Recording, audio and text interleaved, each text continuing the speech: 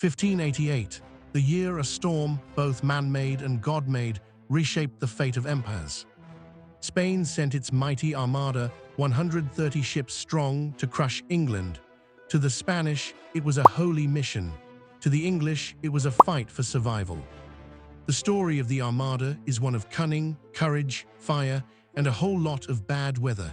And when the smoke cleared, England emerged as a naval power, ready to take its first steps toward empire. Picture Europe in the late 1500s.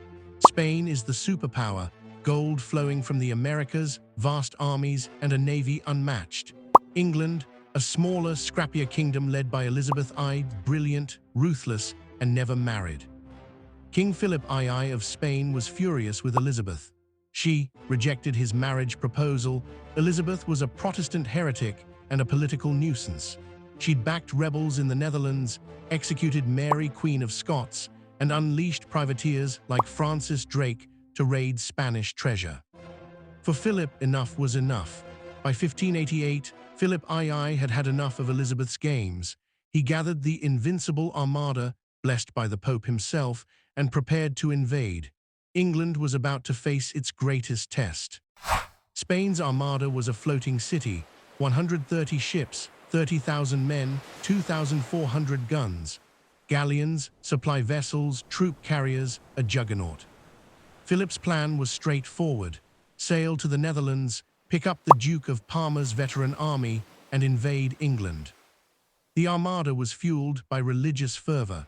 One Spanish commander declared, "We are sailing against England in the service of God and his church."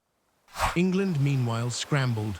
Elizabeth's navy had fewer ships, but they were faster, more maneuverable, and led by captains who fought like entrepreneurs with cannons. FrancisDrake, John Hawkins, Martin Frobisher, the sea dogs were ready. Before the armada even set sail, FrancisDrake pulled a very Drake move. In 1587, he raided Cadiz, one of Spain's main ports, and torched dozens of ships. Elizabeth cheekily called it singeing the King of Spain's beard. Philip was furious, but the raid bought England a crucial year to prepare. New ships were built, old ones refitted. England sharpened its claws. In May 1588, the Armada set out, but storms battered them in the Bay of Biscay, forcing repairs. By July, they appeared in the English Channel. Imagine the sight: a crescent formation of massive galleons stretching across the horizon, sails billowing like a floating fortress. English beacons lit across the coast, bells rang in London, panic spread, invasion was coming. The English Navy shadowed the Armada along the Channel. Their tactic: stay just out of range, fire long-range cannons, and harass without getting trapped. At Plymouth, Portland, and the Isle of Wight, English ships nipped at Spanish heels.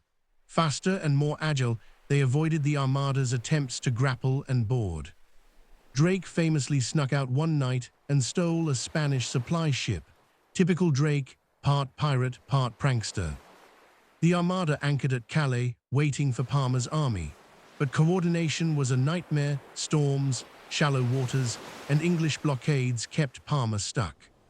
That night, the English played their trump card. They loaded 8 old ships with pitch, tar, and gunpowder, set them alight, and sent them drifting into the Armada. Panic erupted. Spanish captains cut anchors, ships scattered, collisions followed. The Invincible Armada was suddenly in chaos. The next day, the English pounced at Gravelines. Cannons roared, Spanish ships splintered. Though only a few were sunk, the Armada was broken. Morale collapsed. Retreat was the only option. Defeated in the Channel, the Armada had no choice but to flee north, around Scotland and Ireland. And here God, or perhaps the North Atlantic, delivered the final blow. Storms scattered the fleet, ships wrecked on rocky coasts, thousands drowned, survivors washed ashore only to be killed or captured. Of the 130 ships that set out, barely half limped home. Philip muttered, "I sent my fleet to fight men, not God's winds and waves." England rejoiced, bonfires blazed. Elizabeth declared a day of thanksgiving. Elizabeth herself became the symbol of victory. At Tilbury, she addressed her troops in armor, delivering one of history's most famous speeches. "I know I have the body of a weak, feeble woman, but I have the heart and stomach of a king, and of a king of England too." The men cheered. England had stared down the world's mightiest empire and survived. So here, where we leave it, England has gone from a struggling island to a rising sea power, thanks to daring captains and a queen who never blinked in the face of Spain. If you enjoyed Spain's Invincible Armada turn into very sinkable wrecks and Elizabeth serving Spain a slice of humble pie, smash that like button before Drake steals it. Subscribe so you don't miss what comes next in episode 4, where England tries again to settle the Americas. Roanoke failed, but Virginia, that's a different story. Spoiler, not all of them go well.